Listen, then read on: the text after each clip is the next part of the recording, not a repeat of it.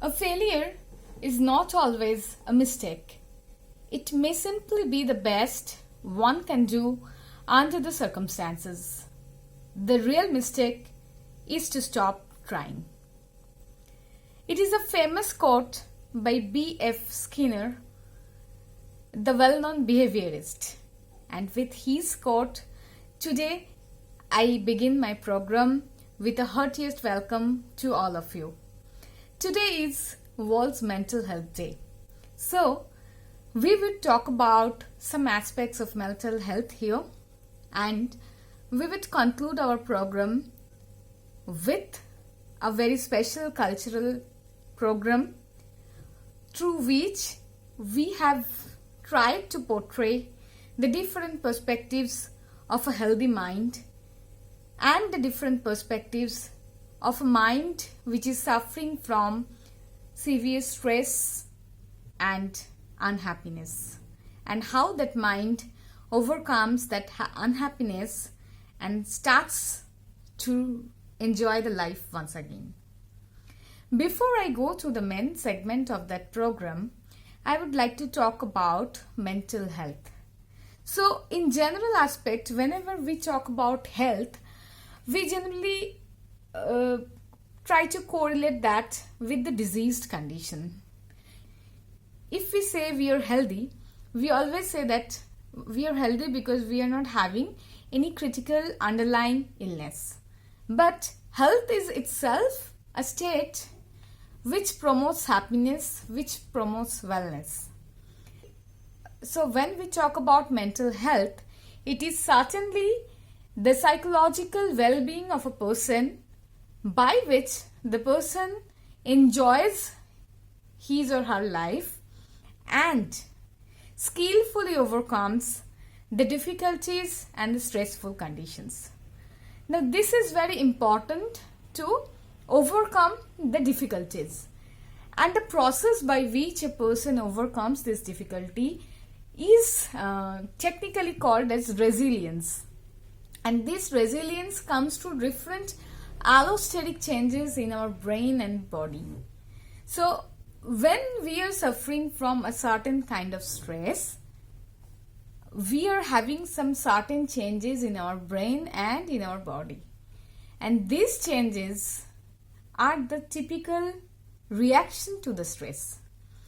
And when this stress is a chronic one, that means this stress happens over the time, our brain, the typical networks of the brain, the typical balance of different neurochemical substances, they try to maintain the new adapted situation. That means when we are happy, when we are in a normal state, there are some balances in the chemicals, in the networks, in the firing of that networks. But when we undergo different kind of stresses, those balances are changed. And if our brain starts learning this changed balance as the normal one, we can never come out of those stresses.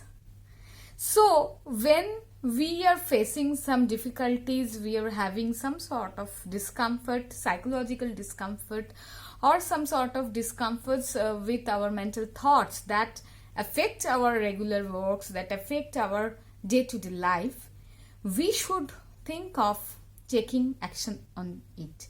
Because if we keep on being under stress, our brain will think it as a normal condition, and then it is very difficult to come out of that stress. That's why clinical depression is something else than the normal sadness what we experience when we have bereavement of our very close, near, dear ones, or we are having certain shock. So anything which is not normal, if that continues for a long time, that the brain learns to make it a normal. But again, brain is a very fast learner sometimes. So if we can change our environment soon from the stress to the normal ones, the brain again adapts to that. Until or unless the brain has developed some plastic changes. So the bottom line is that whenever you have some certain discomfort, you should take care of that discomfort in the same way you take care of your bodily discomfort. If you have a joint pain, if you have some problems in your cardiac systems, in your respiratory breathing problems, or maybe something else, we always go to doctor, we always go to the therapist. So today in the World's Mental Health Day, I would try to generate this awareness among all of you that please be aware that mental health is also something that is biologically regulated, that also needs sometimes some medication, some different sort of trainings, therapies. So please open your mind, open your thoughts, and please share your problems with the professional ones. So now I say what are the prerequisites of a healthy brain. The first one is happiness. Healthy brain is always happy. So if you are not happy, or if you do not feel the proper happiness, the adequate happiness you should have, so you should reconsider it.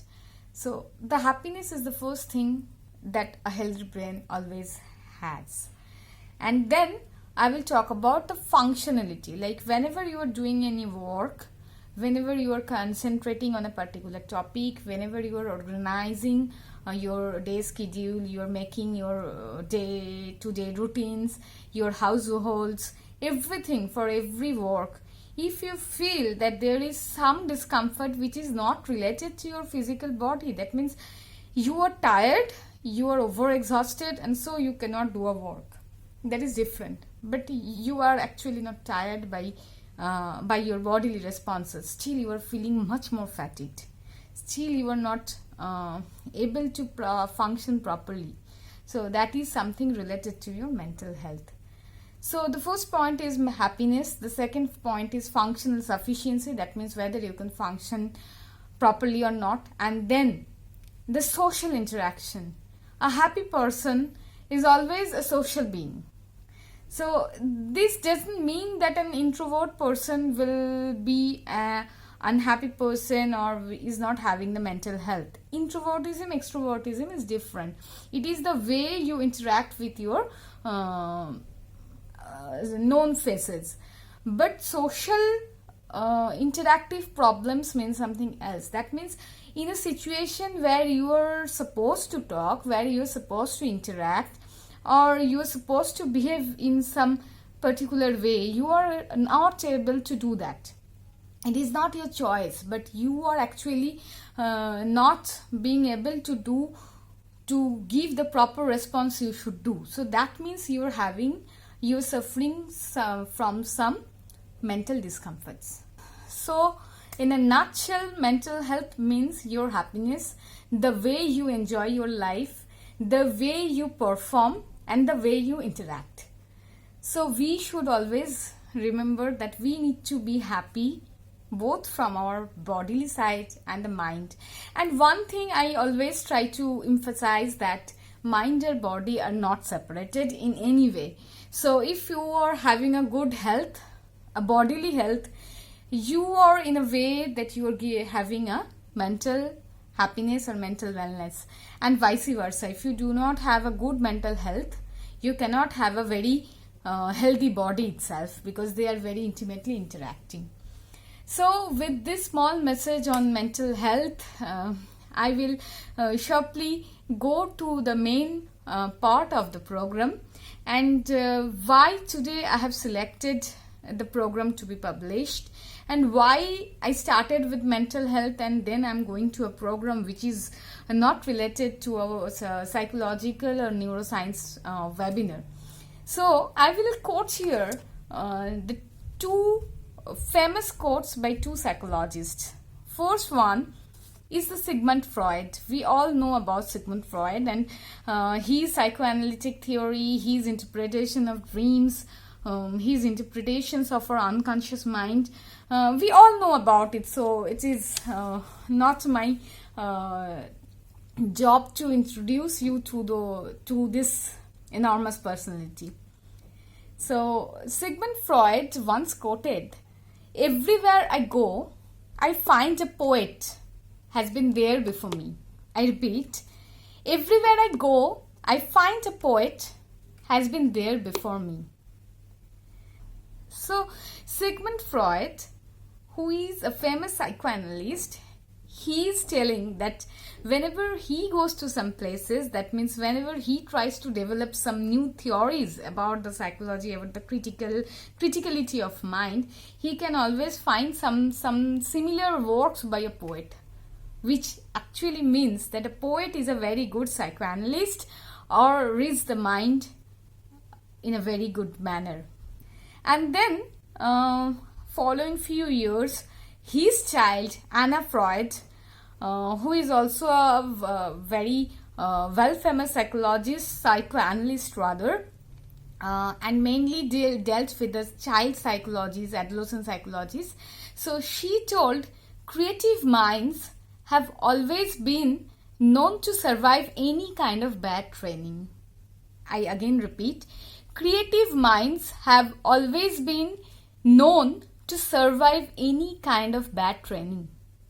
That means if a mind is creative, if the mind tries to create something new, if the mind is trying to search for the novelty of stimuli, novelty seeking approach, novelty seeking behavior, also termed as exploratory behavior. That means every time the person is trying to find something new from the environment. So that is called novelty seeking behavior, and creative minds who are actually well practitioner of this novelty seeking behavior have always been known to survive any kind of bad training. That means if you have a bad training, if you have learned something wrong, if you have some obstacles in your life, you will be there in a better position to handle that. So in both of their statements, they have emphasized on creativity. And we all know that creativity is something that comes in a different way. When a person is creative from the childhood, there are many experiments in different fields that a creative person,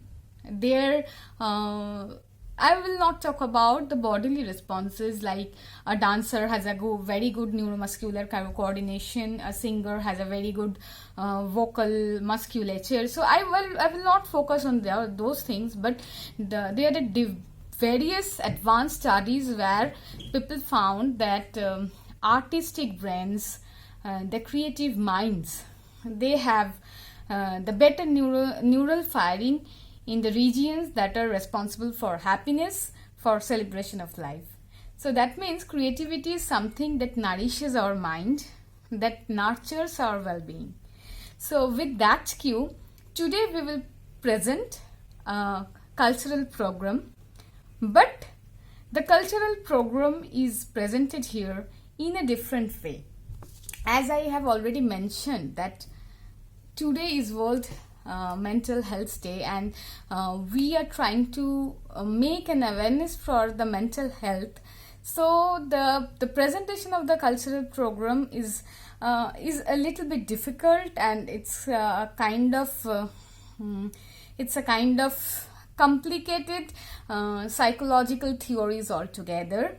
So today we will present a very small episode on how resilience, that means the coping up strategies, or how rejuvenation can suddenly come even when we are utterly given up. That means we are too much frustrated. The main concept is an admixture of my interpretation of a famous Rabindranath Tagore's composition Ruddha Griho, and the famous theories by the different psychoanalysts, psychodynamics theories, and the humanistic theories. So there are different schools of psychologies who target the different tools to read the mind of the individual. So there are different theories. And when I read the Rabindranath Tagore's Ruddha Griho, then I thought that okay, this may be a good combination of this great poet's work and the quotes by the different psychologists.